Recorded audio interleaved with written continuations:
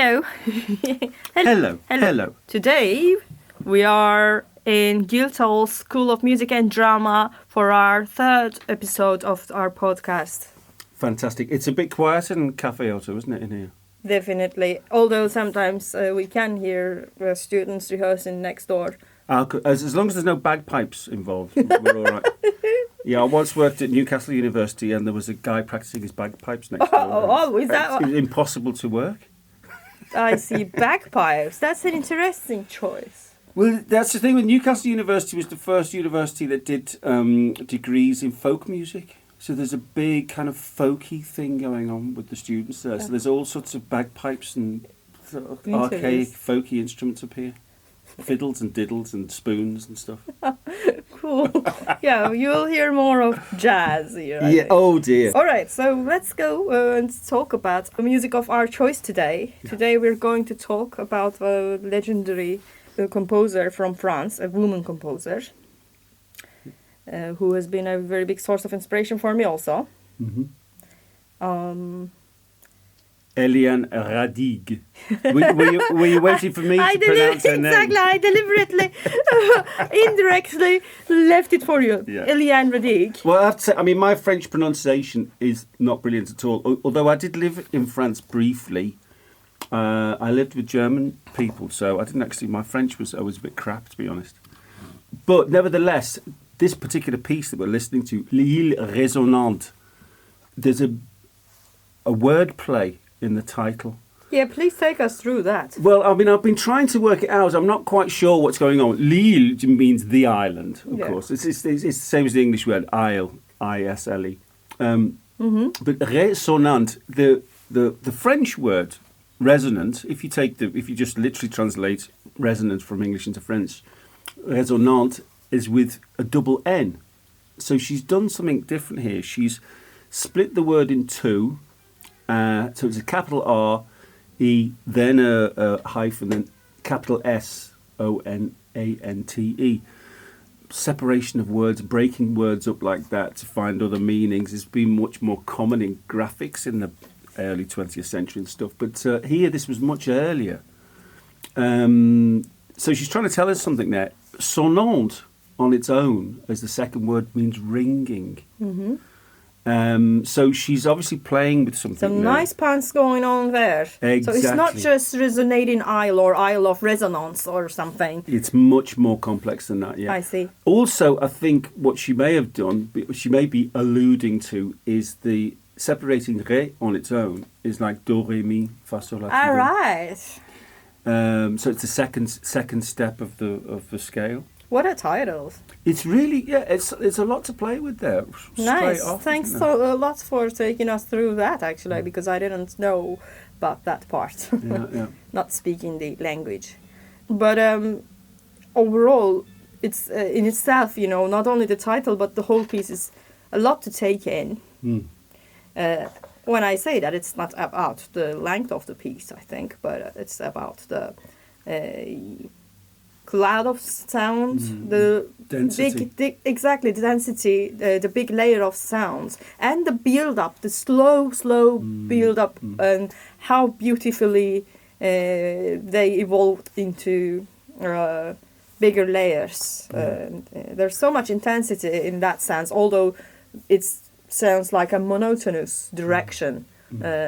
There's much going on in the piece through slow build-ups. Well, there's quite a few things you touched on there. The thing for me that I got listening to it again was how blissful it is. How it's quite an easy listen, even though it's full of ideas. It's very intense. It's intense in a very positive way. It's not like the hard work of some. It's not really like harsh sounds. Nothing's harsh. Everything's warm. Everything's harmonious. That's right. So it's actually, it's the sort of thing. Dare I say, it's the sort of thing you can put on while you're eating dinner, almost. You know what I mean? You can have a conversation over this piece. No one will take, can you turn that down? It sounds like someone's scratching the paint off the wall. Yeah. I like the music I make. Well, yes, that's both of us. Sometimes. That's both of us there. Yeah, but you know, it is intentionally, and you know, it is a very beautiful, very harmonious thing, isn't it? Yes. You know, despite the density of the ideas. Yeah, it's very human also. It is created with a big machine, ARP 2500. Yeah. That's the synthesizer she uses in this piece.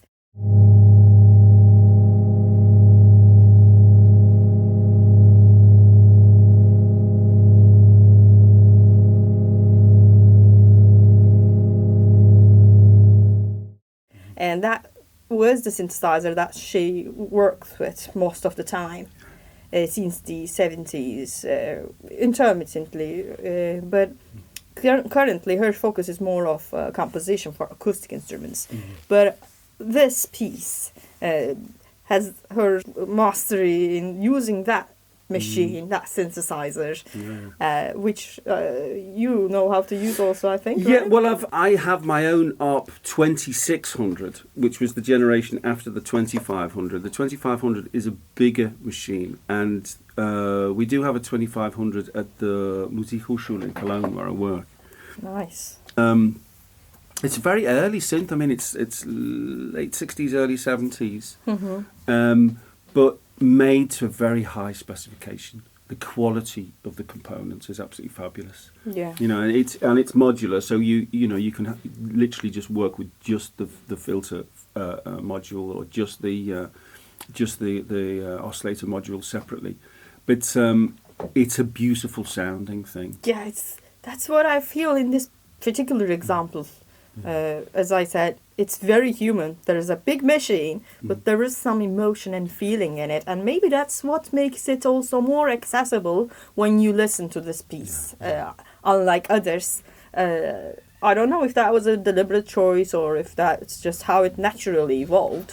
Well, there's a thing, I mean, in the technical side of the music business, there's been endless chat over the last 20, 25, 30 years even about analog warmth, you know, because since digital technologies come along, from the birth of CDs onwards, people have talked about digital audio sounding cold compared to analog audio. And this, you know, this is all made with an analog synth, recorded onto tape, brought back off tape, treated with analog gear. Yeah. So it's 100% analog stages. And it's,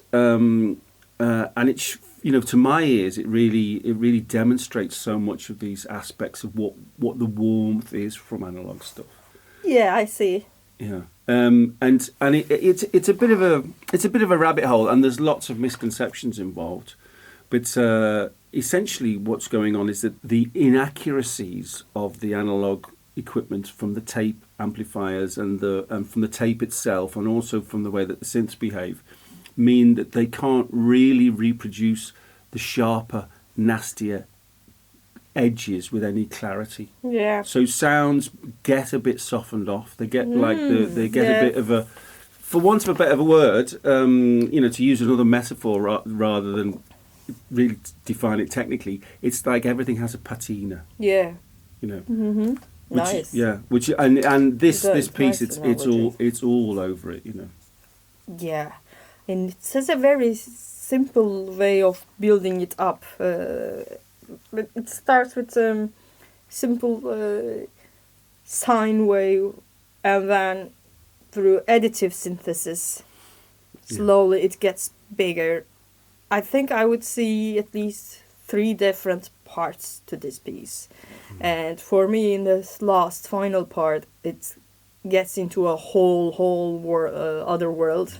It has more depth in a way than the starting parts, and I think that has a lot to do with mastering this instrument, mastering this machine, how you interact with it, and then in the end, naturally, that's what's created a bigger density of sounds. But I mean, you know, to move away from the ARP for a moment, you know, the one of the most emotive and touching parts of the piece is when all those voices appear in the second section. Yeah. And that is lots and lots of work with tape, isn't it? Lots of tape loops. Yes, exactly. That's something to mention also. The composer, she has a lot of work, tape loop work, and she did start to work with the Musique Concrète group when she first delved into this type of music, before she moved on to pure electronics, and then she uses both of these. But she worked with Pierre Schaeffer and Pierre Henry. She was an assistant to Pierre Henry, and possibly that's a place where you would interact a lot with tapes, Musique Concrète, unlike the studio in Germany, I guess. So that's the starting point. And those sounds, those vocal sounds, remind me really meditative sounds. The whole thing's a meditation, isn't it? Yeah. I mean, this is the thing about the importance of Buddhism for her. You know, yeah, possibly. You know, she was away from composition for 10 years to be a full-time Buddhist. Yeah, she went all the way to Tibet to study it. And then when she returned, this was one of the things she created. So you can see the influence of that practice all over massively the work, massively in a good way. Yeah. Well, it's also the thing. I mean, the Tibetan sacred music is all about drones and layers of drones. You know, and articulation within drones. Then there is not a huge distance between this piece of music and that kind of sense. Not at all. And it's also, I mean, a reference point here is Giacinto Scelsi, you know, this Italian composer, who was also very profoundly moved by Tibetan Buddhism. Yeah. And, you know, and his big orchestral pieces, like Aeon Fat Conks on Pax, also have very similar character to them. It's almost like recreating not recreating Tibetan music in the sort of tourist sense. You know, it's not like kind of, you know, recreating Hawaiian music, but but actually trying to delve down to understand the meditative origins in the music, and recreating it within your own culture. You know.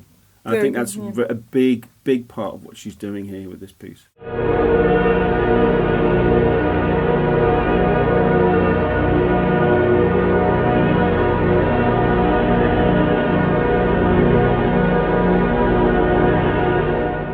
And also, she might be using tape loops of organ recording in the same section. I think. Yeah, organ and voices appear, don't they, in that section? Yeah. There is also the possibility. There's a section towards the end where there's something that sounds like voices, but I'm not sure whether it is. I think she may have just been able to get very vocal-like sounds out of the harp.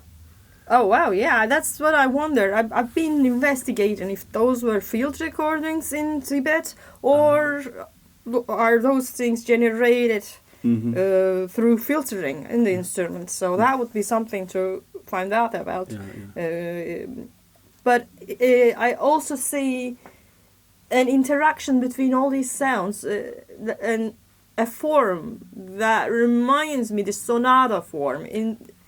Well, there's that word again, sonante. Yeah, you were going to say something about that, the title, about the title. Yeah, well, because that's another, I mean, sonante, sonante, of course, means ringing in French, which, of course, I mean, I made a note, before I was thinking about the title, I made a note listening through to the piece about how you have a feeling of like a gongs and bells in the harmonics, and that's, of course, is another important aspect of Tibetan sacred music as well.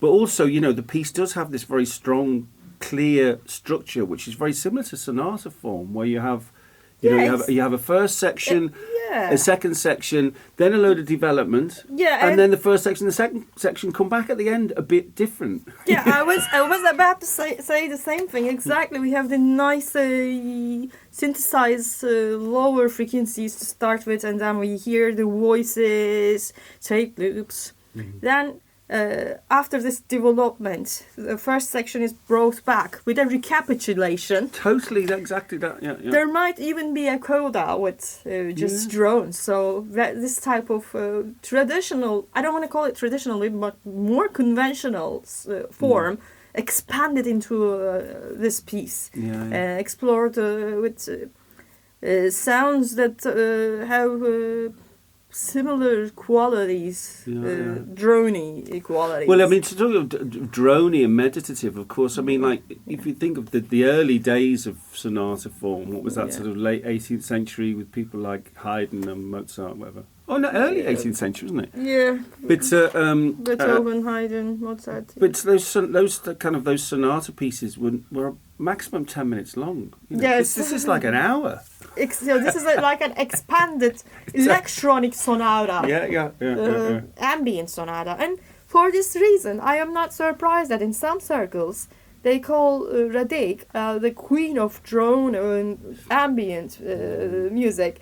I mean, I am not particularly keen to use labels like that. However, I am very happy that her work is being recognized more and more, because the first time I discovered this was a time when I was investigating and studying electronic music history years and years ago. And at the time, not many people knew about her at all. And then today, when I check the YouTube version of this track or the Bandcamp release, I can see that thousands of views are there, and also lots of people post the album. And it's very good that the composer gets to see that in her lifetime, because most of the women electronic music pioneers didn't have that chance. I mean, but this is happening probably much, much later. She's 80-something years old at the moment. It took long years to get that kind of recognition. It's a well-deserved, much-deserved recognition. And I know that some people, some artists in the UK who have the resources can get in touch with her and visit her. I don't remember the full details, but so she got super, super popular in the world of ambient and drone.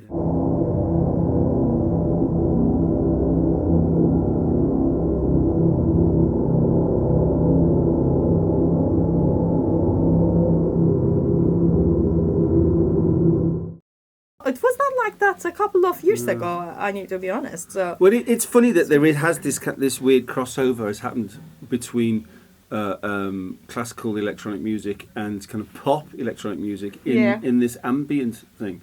I mean, I've worked a lot over the years with Alex Patterson from the Orb. I saw Alex on Saturday night. And I took part in an event at the Royal Festival Hall, which was like the Orb and Friends present an ambient evening. And I remember he said to us before we went on, it was like, right, boys, no drums, only I can do the drums. So, of course it was all this kind of like droning and interested sounds all the way through the night. But of course then the headline act goes on. The drums came out and everyone could get out their seats and have a little dance around. So let's just say, it's a very flexible definition of what ambient is, and the use of the word is goes back to Eno's ambient series on EG Records in the. Yeah, Eno coined the term, but before he coined the term, there had been composers making music this way. Well, that's what I hate to say, but that's something that Brian Eno was very good at. Yeah, putting his name onto other people's ideas. Hush my mouth. Shall I edit this out? Oh, please. Don't come and get me, Brian.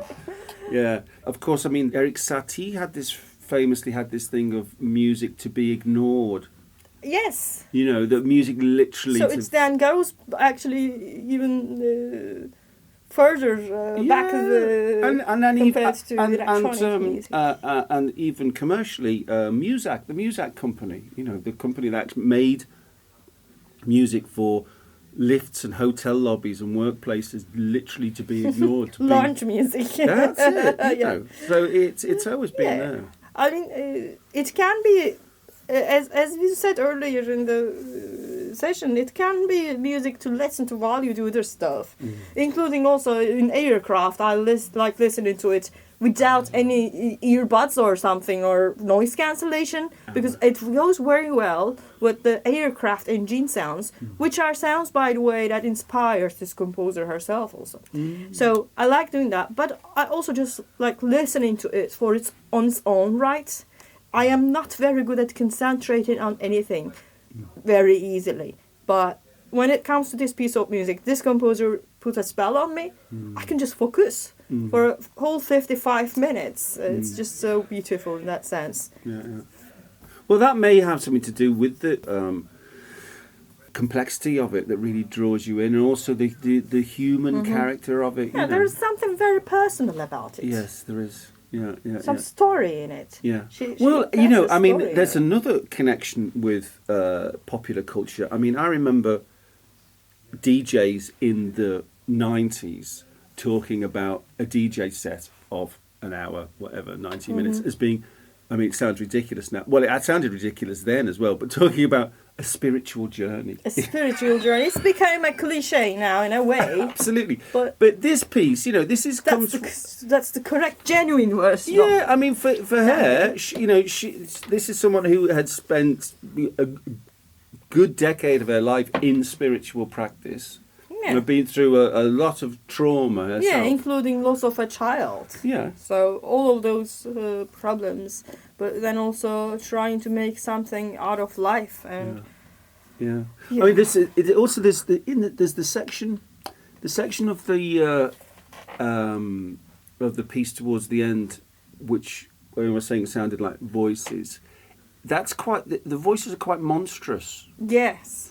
And they reminded me of the Tibetan Book of the Dead and Tibetan artwork, where you see these demons and monsters are very much part of the visualization of Tibetan art. Yeah, there is something really, really dark towards the end. Yeah. And I always remember one of my favourite bits in the Tibetan Book of the Dead was describing for people their experience that when... once they've died and they go through the various processes, one of the processes is that they will see demons and monsters that will stop them, that are there to stop them going through to the next stage of their journey. But to not be afraid of them, because they are, to use the translation I read, they are your own meditational deities. Yeah. So it's like you produce your own monsters inside yourself that you can overcome. And that's immediately that came back to me hearing that in this. That's piece. a very good take on it. Yeah, they're good at that, those Tibetans.